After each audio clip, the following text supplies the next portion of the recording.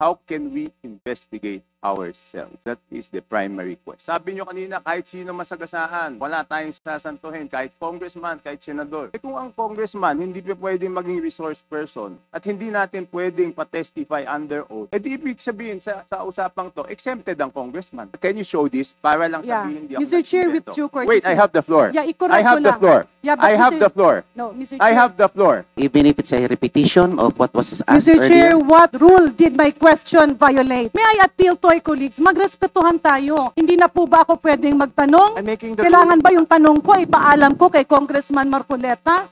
Ano po ba ang kinakatakutan ni Congressman Marcoleta sa mga katanungan ko?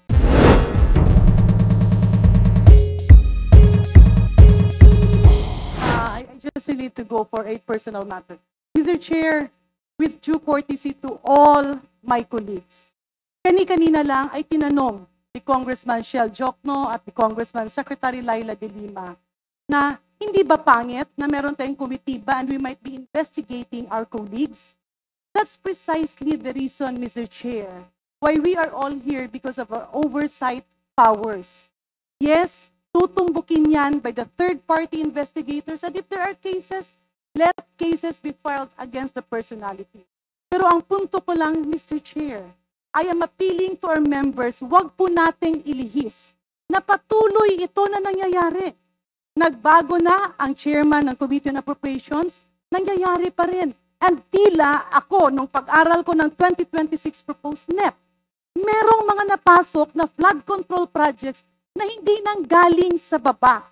Mr. Chair, with due courtesy to my colleagues, yes, tumbukin natin later ang Committee on Appropriations, but for now, we have the officers that resigned. I'm not sure if it is already accepted, officials of the Department of Public Works and Highways. We need to know paano ito nangyayari. And also, Mr. Chair, if I move forward, the intent of this committee is to exercise of oversight powers to put in and instill measures para hindi na maulit. Instead of focusing on a single situation, as reiterated, as conveyed by my very good friend, Congressman Ungab, baka pwedeng, we can invite them. We can invite a colleague who is not a member of the 4 committees. So the former chairman of the Committee on Appropriation is not a member of all the committees here. Pwede naman niyang imbitahin. Why do we have to put on motion? Let us not make the investigation personal. Let us all work together so that in the 2026 budget, while we are ongoing the deliberation, let us identify yung mga singit na flood control projects, yung mga cat's eye na nandiyan pa rin at hindi pa rin natatanggal. Let us do our job by putting a permanent seal to all these anomalous things. With that, Mr. Chair, may I appeal to my colleagues? Yes, let's invite the personalities mentioned. Let's do away with motions and divisions of the House because we are losing focus. Balikan natin, ano bang iniimbestiga natin? Na mapunta ang pera ng taong bayan sa tamang proyekto. Na mapuntahan ang investigasyon sa dapat na mga baguhin, that we have a new secretary, that we will be helping him, maybe put everything in place, all the safety measures, at yung mga admin orders, executive orders na nandiyan dyan, tanggalin na natin while we are all here. So again, Mr. Chair, may I repeat my appeal. The focus of our investigation is to nip the bud, putulin ang ugat para hindi na ulit tumubo. And with that, Mr. Chair, let's move forward to the interpellators that have signified their intention to ask questions. And I believe the Honorable Erice, as I earlier talked to him, is amenable to inviting a colleague. Kung hindi dumating, then let's discuss that. But is that the solution? Because any member of Congress will change. Any committee chairman will change. But if the root of the cause of all of this will not be nipped, paulit-ulit pa rin itong mangyayari. Thank you. Congressman Chanco, then Congresswoman. Mr. Chair, yun na nga ang problema, no? Nung unang ginawa to, I was against it. How can we investigate ourselves? That is the primary question. So kung isang congressman, sabi nyo kanina, kahit sino masagasaan, wala tayong sasantuhin, kahit congressman, kahit senador. kung ang congressman hindi pa pwedeng maging resource person at hindi natin pwedeng pa-testify under oath, di ibig sabihin sa usapang to, exempted ang congressman. So, paano tayo mag-iimbestiga? Paano tayo? Number one. Number two, Mr. Chair, here is the USB. Sinasabi, paano nagkaroon ng insert? Under the name of Congressman Saldico, ang insertion sa BICAM as proponent siya is 13,803,693,000. And we do not want to invite him as a resource person. Mr. Chair, sorry. Comsec, can you show this? Para lang Yeah. sabihin, hindi ako Mr. Chair, with nag-invento. due courtesy. Wait, I have the floor. Yeah, i-correct I have ko the lang. floor. Yeah, but I have Mr. the floor. No, Mr. Chair. I have the floor. Just to, on the I have the record, floor. On the record, Mr. I Chair. have the floor. We did not refuse Suspend. to I invite. have the floor. Mr. Chair, motion to suspend. Mr. Chair, if that's the case, I would like to defer my motion because I would like to consult staff kung itong mga 100 billion na insertions sa 2025 budget ay may mga nakasamang those projects as the President had mentioned in Revelations. So, consult ko kung wala po dito, I will withdraw my motion. Pero kung meron, I will insist on. So, Mr. Chair, I would like to request the chair my earlier motion. Thank you. Get the motion heard. Point of order, just Mr. Chair. inquiry from the movement. So when he moves for the deferment of his motion earlier, not really withdrawing the motion. Do I take it correctly? As I said, I said, Mr. Chair, I am not withdrawing my motion. I'm just deferring my motion to order to consult my staff whether 100 billion insertions in the 2025 budget includes those projects as mentioned by the. So, in order to be fair, Isn't it? I'm sorry, Mr. Chair, I have to. Isn't it back to our colleague, senior minority leader? You were actually mentioning about the BICAM earlier. And really, it's supposed to be part also of my questions later. Nobody has ever seen, as far as I know, the BICAM committee report 2025 has not been released in a copy. So there are a lot of questions. And the only ones who can really explain those things, because there's an unprecedented cuts and insertion. 173 billion, understand, I consulted budget expert. So, ang pananaw ko po, paano tayo makaka-move on sa pag-inquire nitong mga individual projects, insertions, etc.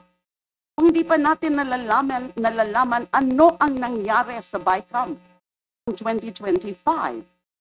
And therefore, ang makakasagot nun, just information, would be the two chairs of both panels, the House and the Senate, in that BICAM. I'm not saying that my colleague, my distinguished colleague, would have no discretion, a deferral of this motion. It's just that doon po sana rin ako tutuloy. We have to understand what happens sa BICAM.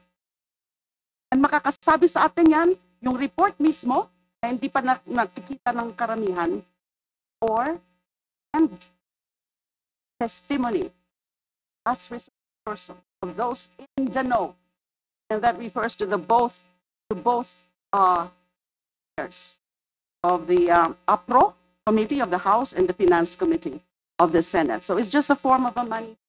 At gusto ko lang pong sagutin ng konti yung punto ni the Honorable Congresswoman Garin was saying something, let's not make it personal. Who's saying that we're making it personal? Nothing personal. It's all about public interest. It's all about truth and accountability. Wala akong personalan dito. Thank you very much, Mr. Mr. Chair. Mr. Chair. If I may, Mr. Chair, because I'm listed would as want the to, first recognize- interpolator, may I appeal to my colleagues? If I may be able to proceed to my line of questioning, I will pursue the line of questioning of the Honorable Ega Erice, and I fully respect the context of the statements of the Honorable Laila de Lima. With that, Mr. Chair, may I appeal that I be recognized as the Yes, first. please proceed. Maraming salamat po, Mr. Chair. Mr. Maraming Chair, Mr. salamat Chair. po sa ating Point mga of order. kasamahan.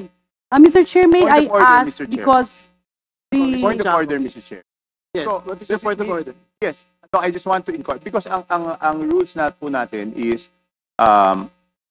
minority, independent, and majority. No, I don't think there's a rule like that. So kailan po ang term ng independent? Sorry? Kailan po ang term ng... After the majority. So ang rule ng committee na to is minority, majority, independent. Yes po. Mr. Chair. Thank you very much, Mr. Mr. Chair. Chair. Maraming salamat din, Kong Toby.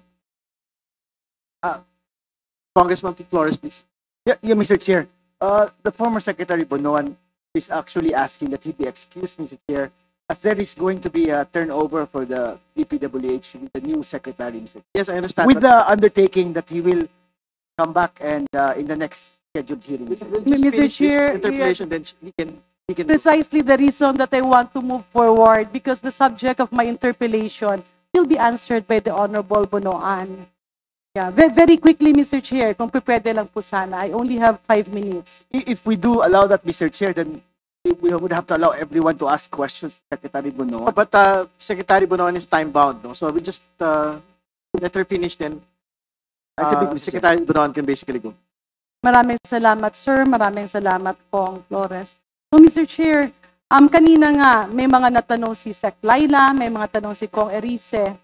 May I ask from the Secretary of the Department of Public Works and Highways, the former Secretary, can you give us a very brief flow of how projects are listed in the National Expenditure Program?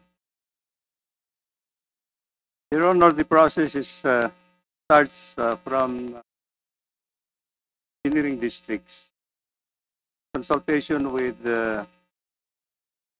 various sectors. Point of order, Mr. Chair. Sorry to interrupt.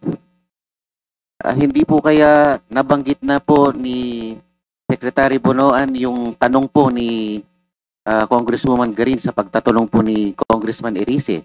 This is just a duplication of the question propounded by Congressman Erice. But I think we have to give her the honor of asking the question. Even if it's a repetition of what was asked Mr. earlier. Chair, what rule did my question violate? May I appeal to our colleagues, magrespetuhan tayo.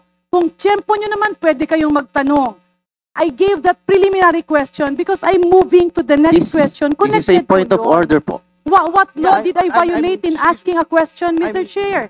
Hindi na po ba ako pwedeng magtanong? I'm making the Kailangan ba yung tanong ko, ipaalam ko kay Congressman Marcoleta? Binanggit ko lang po na natanong na po kasi ni Congressman Erice yung pong katanungan ng ating That's why, Mr. Chair, Mambabatas. I mentioned that my questions is in line with the question of Congressman Erice. That's why I'm setting the premise. Let's move forward, Mr. Chair. Sayang ang oras na hinihinto natin ang investigasyon na ito. If the premise was laid already, why do we have to repeat it? Because, Mr. Chair, I have my time. I'm laying down my premises of ano po ba ang kinakatakutan ni Congressman Marcoleta sa mga katanungan ko? Wala po. Then Wala let me po. proceed, Mr. Gusto po Chair. natin It's my mag-go time. forward. The chair will rule. Kailangan The chair will rule, itirin po please. natin ang oras. Di po ba? Oras ko po ang kinakain ng mga tanong ko. And Mr. Chair, may I move that my time be sent back to point zero? Yes, let the Deputy Speaker proceed, please. Thank you.